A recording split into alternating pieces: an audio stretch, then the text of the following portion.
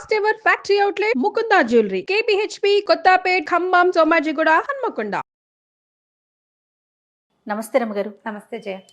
రమగారు, నరసింహస్వామి చరిత్ర మనం అప్పుడప్పుడు సందర్భానుసారంగా మాట్లాడుకున్నాం, కానీ పూర్తిగా ఒక కథ రూపంలో ఎప్పుడు చెప్పుకోలేదు.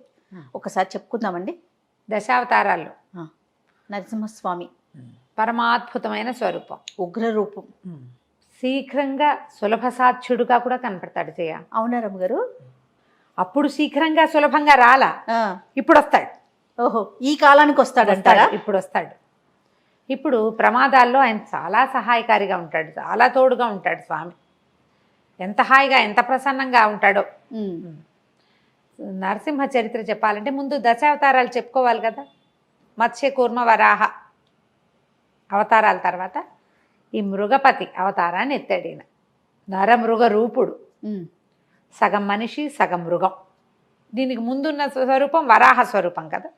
ఇవి రెండు ఇంటర్లింక్డ్గా కనిపిస్తాయి. వరాహ స్వరూపము నరసింహ స్వరూపము లింక్ దగ్గరగా. పూర్వం ఇప్పుడు జయ విజయులు అని విష్ణుమూర్తి యొక్క పార్షదులు, వాళ్ళ వాకిట్లో ఉండేటువంటి కాపలాదారులు. సనక సనందనాదులని నలుగురు మనుషులు. సనక సనందన సనత్కుమార సనత్ సుజాతులు. వాళ్ళు బ్రహ్మ కుమారులు, మానసపుత్రులు. బాలురుగానే కనపడతారు. మాకు జ్ఞానమే, వాళ్ళని సృష్టి చేయమంటే మేమేం చెయ్యం, మాకు జ్ఞానమే కావాలన్నారు వాళ్ళు. తర్వాత సృష్టి బ్రహ్మ చేసుకున్నాడు. ఈ బాలురుగా ఉన్న వాళ్ళు ఒకసారి వచ్చి విష్ణుమూర్తిని చూడబోయారు. స్వామివారు ఏకాంతంలో ఉన్నారు కాబట్టి ప్రవేశం కుదరదన్నారు ద్వారపాలకులు. వీళ్ళ కోపం వచ్చింది, మాకడ్డేమిటి అని చెప్పి విష్ణు సేవ మీ ఎందు ఉన్నదని ఇలాంటి అహంకరించారు కాబట్టి స్వామి సేవకి దూరం అయిపోండి అని శపించారు. తర్వాత విష్ణువు లేచి వచ్చి వాళ్ళని బలకరించి ఈ సేవా భాగ్యం లభించదని దుఃఖంతో కుమిలిపోతున్న జయ విజయులకి ఈ శాపానికి ఒక చిన్న సడలింపు చేశాడు. భక్తులుగా 10 జన్మలు ఎత్తుతారా, శత్రువులుగా 3 జన్మలు ఎత్తుతారా? నాకు భగవంతుని భక్తులుగా 10 లేదా 100 జన్మలని కూడా ఒక పాఠభేదం కనపడుతుంది. భగవంతుని భక్తులే, స్వామి మీద ప్రీతి ఉన్న వాళ్ళే కొన్ని జన్మలు ఎత్తాలి అలాగా. లేదా శత్రువులుగా స్వామిని ద్వేషిస్తూ ప్రభుద్వేషంతో 3 జన్మలు ఎత్తుతారా అంటే 3 జన్మల్లో తిరిగి వచ్చేయచ్చని జయ విజయులు ఇది కోరుకున్నారు. వాళ్ళు 3 సార్లు పుట్టారు. 3 సార్లు విష్ణుద్వేషులు ఎప్పుడూ దైత్యులే, రాక్షసులు. దేవతలు విష్ణువు యొక్క అన్నదమ్ములు, ఆయనతో పాటు ఉండేవాళ్ళు. విష్ణుద్వేషులుగా పుట్టాలంటే రాక్షస జన్మ అయితే ఆయన చేతిలో మరణం సంభవించే అవకాశం కూడా లభిస్తుంది. ఎందుకంటే హరి రాక్షసాంతకుడు కాబట్టి. అప్పుడు వీళ్ళు ఎలా కోరుకున్నారు? 3 జన్మలకి కోరుకున్నారు. మొట్టమొదటి జన్మ వాళ్ళు హిరణ్యాక్ష హిరణ్యకశపులుగా జన్మించారు. మళ్ళీ ఎవరికో పుటల, ఈ విష్ణువుకి దేవతల తండ్రి అయిన కశ్యప ప్రజాపతికి జన్మించారు. వాళ్ళ పరంపరలోనే హిరణ్యాక్షుడు హిరణ్యకశపుడు. వీళ్ళు బ్రహ్మదేవ కోసం విపరీతంగా తపస్సు చేసి వేరువేరు వరాలు పొందారు. పొంది విపరీతమైన వరగర్వంతో ముందు హిరణ్యాక్షుడు అతను ఏం చేశాడు? భూదేవిని ముంచేశాడు, సముద్రంలోకి పట్టుకెళ్ళి పడేసేసాడు. ఆమె నన్ను ఉద్ధరించండి ప్రభు అని కేకలు పెడితే ఈ నీటిలోకి వెళ్ళగలిగే జంతు స్వరూపాన్ని ఎత్తి విష్ణువు హిరణ్యాక్షుడిని సంహరించి భూమాతని భూదేవిని పైకి తీసుకొచ్చాడు. అదే ఆదివరాహ స్వరూపం. ఆ ఆదివరాహ స్వరూపాన్ని ఆశ్రయిస్తే భూ సంబంధమైన సమస్యలు తొలుగుతాయని చెప్తారు వరాహస్వామి. తర్వాత ఎప్పుడైతే హిరణ్యాక్షుడు చనిపోయాడో ఈ హిరణ్యాక్షుడిని చంపినటువంటి హరి మీద పగ తీర్చుకోవడం కోసం హిరణ్యకశిపుడు ఇంకా తపస్సు చేశాడు, ఎంతో తపస్సు బ్రహ్మ కోసం. అప్పుడు విపరీత వరాలు పొందాడు. అతను అడిగిన వరాలు ఏమిటి? నా మరణం మనిషి చేత కానీ జంతువు చేత కానీ కాకూడదు. దేవగంధర్వ కిన్నర కింపురుషాదులు ఎవరూ నన్ను చంపకూడదు. ఇంత బయట కాదు, ఆయుధంతో కాదు, చేతులతోటి కాదు, పగలు రాత్రి కాదు, భూమి ఆకాశాలు కాదు, అలాంటి మరణం కావాలి. ఎందుకంటే వీళ్ళు మరణం లేకుండా వరం ఇవ్వమని కోరుకున్నారు. మరణం లేకుండా మీకు అమృతత్వాన్ని నేను ఇవ్వలేననేసాడు బ్రహ్మ. మీరు మరణించవలసిందే. అందుకని విపరీత వరాలు కోరుకున్నాడు. అయితే ఆయన తపస్సు చేసే క్రమంలో ఏం చేశాడు? తన భార్య గర్భవతి అయిన లీలావతిని వదిలిపెట్టి వెళ్ళాడు. అయితే ఇతను తపస్సు చేస్తున్నాడు అని చెప్పి దేవేంద్రుడు ఏం చేశాడు? ఆ లీలావతిని తన వెంట తీసుకుపోవడానికి ప్రయత్నం చేశాడు. నారద మహర్షి అడ్డుపడి ఈ గర్భస్థుడైన శిశువు హరిప్రీతితోటి జన్మిస్తాడు. తను మహాహరిభక్తుడు, అతనిని మనం కాపాడాలి, నువ్వు వెళ్ళిపో, ఈమెను నా దగ్గర అట్టి పెట్టుకుంటానని చెప్పి తన ఆశ్రమానికి తీసుకెళ్ళిపోయాడు. నారద మహర్షి ఆశ్రమానికి తీసుకెళ్ళి ఆయన ఆమె పడుకున్నా కూడా నిత్యము నారదుడు నారాయణ నామస్మరణ చేస్తాడు. అంతే కదా. హరిబోధ చేశాడు పిల్లవాడికి, ఆ గర్భస్థ శిశువుకి. ఇక అబ్బాయి అలా అందులో మునిగిపోయాడు, లోపల ఉన్న శిశువు. అయితే ఈ గర్భస్థ శిశువు అంటే 9 నెలలో 10 నెలలోనే కదండి. అంటే అప్పట్లో గర్భాలు ఇంత సింపుల్ కాదు, సంవత్సరాలు మోసేవారట. ఆ గర్భంలో ఉన్నంత కాలము అదే విన్నాడు అబ్బాయి. హరి గురించే విన్నాడు. లోకపాలకుడు హరి, లోక రక్షకుడు హరి, సర్వోన్నత దైవం హరే, ఇందుగలడు అందు లేడని సందేహము వలదు, చక్రి సర్వోపగతుడు. అది ఆ భావాల్లో పిల్లవాడు ఉన్నాడు లోపల. తర్వాత ఏమైంది, పుత్రోదయం అయింది. పుత్రోదయం అయ్యాక కూడా ఆ పుట్టిన శిశువు కూడా ఈయన అలాంటి బోధే చేశాడు. తర్వాత కాలంలో హిరణ్యకశిపుడికి తపస్సు పూర్తయింది, వరం లభించింది. ఆయన దేవతల మీద దండెత్తాడు. తన భార్యను తీసుకెళ్ళడానికి ప్రయత్నం చేసినందుకు మొత్తం అణిచేశాడు, ముల్లోకాలు జయించేశాడు, ముల్లోకాధిపతి అయిపోయాడు. ఎక్కడా మరణం లేని వాడికి భయం ఏముంది, తెంపరితనం వచ్చేస్తుంది కదా. అక్కడి నుంచి భార్యని కుమారుడిని తీసుకుపోయాడు. ప్రహ్లాదుడిని పేరు పెట్టారు, ఆహ్లాదాన్ని కలిగిస్తాడని ప్రహ్లాదుడని పెట్టారు పేరు. ఇంకా సంతానం కలిగింది, ముందు సంతానం ఉంది, తర్వాత కలిగింది. ఒక్క పిల్లవాడే కాదు, వాళ్ళకి ఇంకా ఉన్నారు పిల్లలు. పిల్లాడు కొంచెం మందుడుగా ఉండేవాడు, యాక్టివ్ కాదు. ప్రహ్లాదుడు యాక్టివ్ వాడు కాదు, కూర్చుని హరినామస్మరణ చేసుకుంటూ ఉండేవాడు. పుట్టుకతోటే వైరాగ్య భావాలు ఉన్నవాడు. భగవంతుడే అన్నిటికీ మూలమని, అన్నిటికీ ఆద్యంతాలు అతడేనని నమ్మేవాడు అనమాట. ఈ పిల్లాడికి ఒక 7-8 సంవత్సరాలు వచ్చాక కొంచెం మబ్బుగా ఉన్నాడు, చదువులో పెట్టాలనుకున్నారు. అప్పుడు చండామార్కులని, చండు అమార్కుడు బహుశా వాళ్ళ పేర్లు, ఈ చండామార్కులకి అప్పచెప్పారు విద్య నేర్పించమని. వాళ్ళు ఏం చెప్పినా ఈ పిల్లాడికి క్షణంలో వచ్చేస్తుంది, ఏకసంధాగ్రాహి. కానీ హిరణ్యకశిపాయ నమః అని తండ్రిని పూజించాలని, తండ్రి సర్వోత్కృష్టుడని అంటే ఒప్పుకునేవాడు కాదు. ఈ దేహాలు పోయేవేవి, ఎప్పుడూ నిత్యుడుగా ఉండే భగవంతుని చూడాలి కానీ అనిత్యమైన మనల్ని ఎట్లా పూజిస్తాం, మనుషుల్ని పూజించకూడదు. రాక్షసుడైతే ఈయనకి మరణం తప్పదు ఎప్పుడో ఒకప్పుడు, నిత్యుడు కాదు కదా. మనం ఉన్నా లేకపోయినా ఉండేవాడు భగవంతుడు, నేనున్నప్పుడు ఉండేవాడు దేవుడేట అవుతాడు. అట్లా కాదు. ఇతను ఏం చేశాడు, పిల్లవాడు తన చుట్టుపక్కల ఉన్న వాళ్ళందరికీ హరిబోధ చేయటం మొదలుపెట్టాడు. హరినామస్మరణతోటి గురుకులం అంతా మారుమోగిపోయేది. పిల్లలు ఆ ఉద్రేకానికి లోనైపోయేవారు. మనం భజన చేస్తుంటే ఉద్రేకం వస్తుంది, అవునవును కదా. నామస్మరణతోటి ఒక రకమైన ఉద్రిక్తత వచ్చేస్తుంది, సార్ లోపల నరాలలో ఒక సంచలనం వస్తుంది, దాని మీదకి వెళ్ళిపోతాం. ఈ పిల్లలందరినీ అటువైపు తీసుకెళ్తున్నాడని వాళ్ళు ఏం చేశారు, సరే చెప్తున్నారు, నాయన ఇది వద్దు, ఇది చెయ్యొద్దు, నీ తండ్రి ఒప్పుకోడు, ఆయన హరిద్వేషి శివభక్తుడు అంటే కాదంటాడు ఇతను. తర్వాత ఏం చేశారు, పిల్లాడి చదువు పరీక్షిద్దామని పిలిచారు. పరీక్షించేసరికల్లా అతను ఏమన్నాడు, హరే సర్వాంతర్యామని చెప్పటం మొదలుపెట్టాడు. తండ్రికి అర్థం కాలేదు. ఇక ఆ పిల్లాడిని ఎలాగైనా, వీడు ఏంటంటే వీడు చెదపురుగు, చీడపురుగు కుటుంబానికి, ఇలాంటి వాడు ఒకడు పుడితే ఇక మొత్తం కుటుంబం అంతా పాడైపోతుంది. పిల్లవాడిని సంహరించాలనుకున్నాడు ఆయన. నాకు ఇంటికి ఎక్కడ వేర్పురుగు ఉంటే ఇల్లంతా మొత్తం చెట్టంతా పోతుంది, నా కుటుంబం అంతా నాశనం అయిపోతుంది, మేమంతా హరిద్వేషంతో ఉంటే వీడొక్కడు ఎందుకు హరిప్రేమికుడుగా ఉండాలి. వాడిని చంపడానికి రకరకాల ప్రయత్నం చేశారు, విషం ఇచ్చారు, ఏది ఇచ్చినా హరినామస్మరణతోటే స్వీకరించేవాడు. ఏనుగులతో తొక్కించడానికి ప్రయత్నం చేశారు, కొండల మీద నుంచి పడేశారు, అగ్నిలో పడేశారు, పెద్ద పెద్ద పాములతోటి కరిపించారు. ఏం చేసినా అతనికి మరణం రాల, ఏది ఇచ్చినా అతని లోపలికి వెళ్ళిపోయేది. ఆ భగవన్నామస్మరణే అతన్ని రక్షించేది. ఇక విసిగిపోయాడు తండ్రి.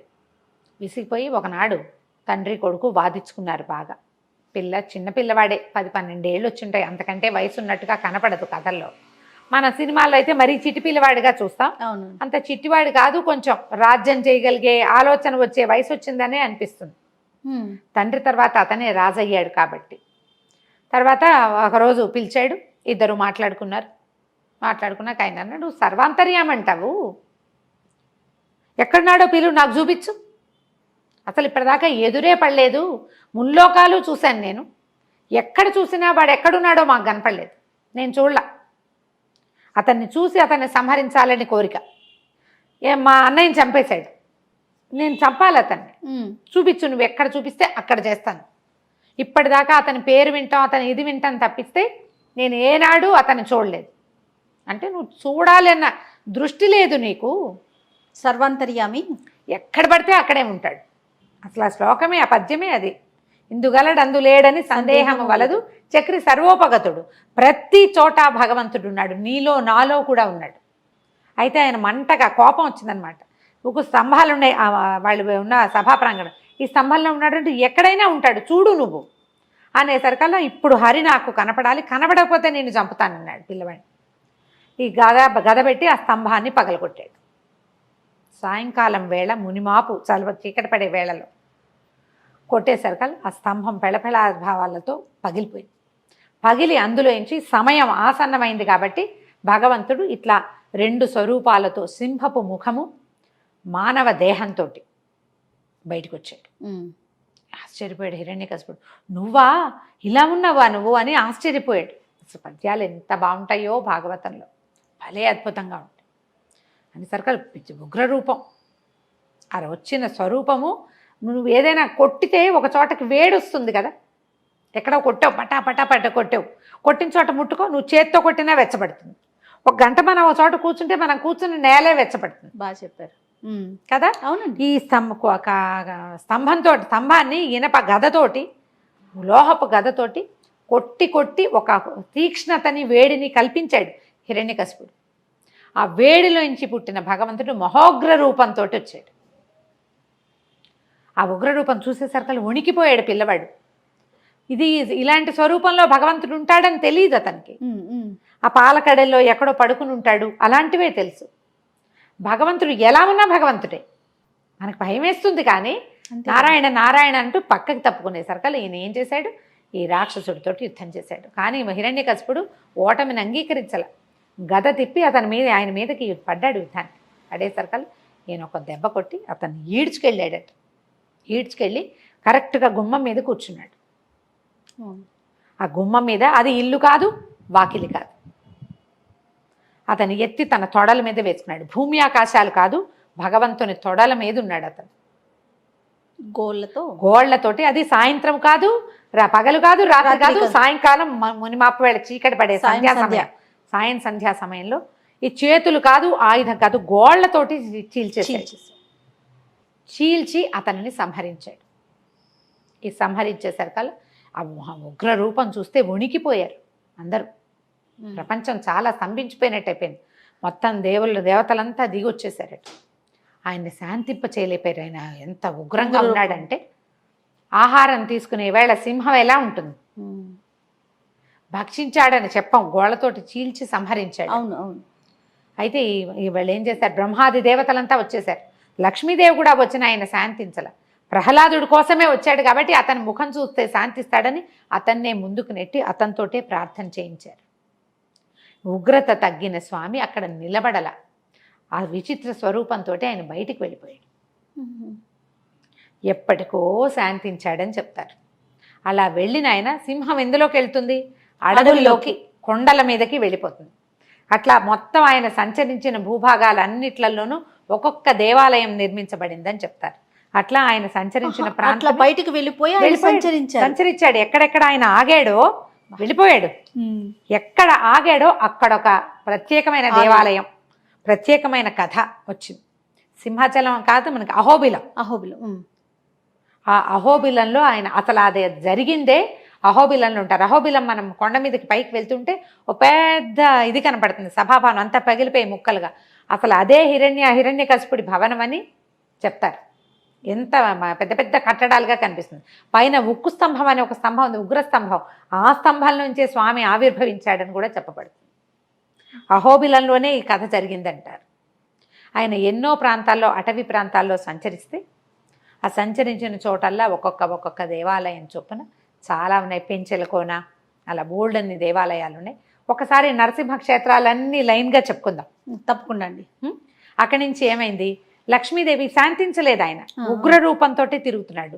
ఆయన్ని శాంతింపజేయాలి, మళ్ళీ వైకుంఠ ప్రవేశం చేయించాలి. అప్పుడు లక్ష్మీదేవిలో ఉన్నటువంటి సాత్విక కళని, ఆమెలో ఒక రాజసిక కళ కూడా ఉంది, కోపం, ఆమె తొందరగా కోపం వస్తుంది ఆవిడికి కదా, కదిలి వెళ్ళిపోతుంది. ఆమెలో సాత్విక కళ ఉంది. ఆ సాత్విక కళని చెంచులక్ష్మి రూపంలో జన్మింపజేశారని, ఒక చిన్న బాలిక రూపంలో ఆ సాత్విక కళకి ఆకర్షితుడై ఆయనలో ఉన్న ఉగ్రం తగ్గిపోయిందని చెప్తారు. చెంచులక్ష్మిని వివాహం చేసుకుని ఆయన శాంతపడిపోయాడు. తర్వాత ఆ లక్ష్మీ కళ, ఆ సాత్విక కళ ఆయనలోకి ఐక్యమైపోయాక ఆయన మామూలుగా విష్ణు స్వరూపంతో పైకి మన వైకుంఠానికి వెళ్ళిపోయాడని చెప్తారు. ఎలా వైకుంఠానికి వెళ్ళాడు అనేది ప్రత్యేక కథనంగా చెప్పబడదు. ఇలాగ విష్ణు పురాణం చూస్తే కనుక ఈసారి మళ్ళీ చెప్తాను ఇంకొకసారి వివరంగా. ఈ ప్రహ్లాదుడి కోసమే ఇలాంటి స్వరూపాన్ని చూపించాడు ప్రపంచానికి. అది ఇప్పుడు ఈ మన ఏమంటారు దీన్ని, పరిణామ క్రమంలో చేపగా, కూర్మంగా, వరాహంగా, తర్వాత సగం మానవ దేహం, సగం దీంతో మృగదేహంతో, మృగముఖంతో జన్మించి ఆ తర్వాత వామనుడిగా జన్మించి పూర్తి స్థాయి మనిషి బాల రూపంలో, అదే వామన రూపంలో, ఇట్లా పరిణామ క్రమం కూడా ఇక్కడ చూపించబడింది అని చెప్తారు. ఈ ప్రత్యేకమైన ఈ స్వరూపాన్ని అర్చించిన, ఆరాధించిన అపరిమితమైన ఐశ్వర్యం లభిస్తుందని, చాలా ధైర్యం వస్తుందని, రణోద్రేకంలో ఉన్నవాళ్ళు, ఎక్కడైనా యుద్ధానికి వెళ్ళాలని భావించేవాళ్ళు, పోట్లాటకి దిగేవాళ్ళు నరసింహస్వామిని తలుచుకుని ఆయన్ని ప్రార్థించి వెళ్తే విజయం లభిస్తుందని చెప్తారు. కరావలంబ స్తోత్రం లాంటివి చేసుకుంటే స్వామి తన చెయ్యి అందిస్తాడు మనకి.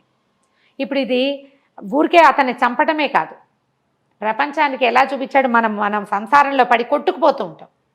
హిరణ్యకశిపుడిని ఉద్ధరించాడు, సంహరించడం కాదు కదా అది. అవును అవును, ఒట్టి సంహార క్రియ కాదు జరిగింది, ఉద్ధరణ క్రియ జరిగింది. మనని కూడా భగవంతుడు ఈ సంసారంలో నుంచి ఉద్ధరిస్తాడు ఈ స్వరూపంలో ఉన్న ఆయన. అలాంటి ఈ స్వరూపాన్ని నిత్యం తలుచుకోవచ్చు. బోళ్ళని దేవాలయాలునే, కుదిరితే ఏదో ఒక దేవాలయంలో దర్శనం చేసుకోవచ్చు. ఆ కథ తలుచుకుంటే ఎంత రోమాంచంగా ఉంటుంది, అద్భుతమైన కథ కదా. మళ్ళీ ఇంకొకసారి మనం దేవాలయాలను గురించి చెప్పుకోవచ్చు. అందులోనూ మీ నోటి వెంట వింటుంటే రమ్మగారు మహాద్భుతం అండి. నమస్తే.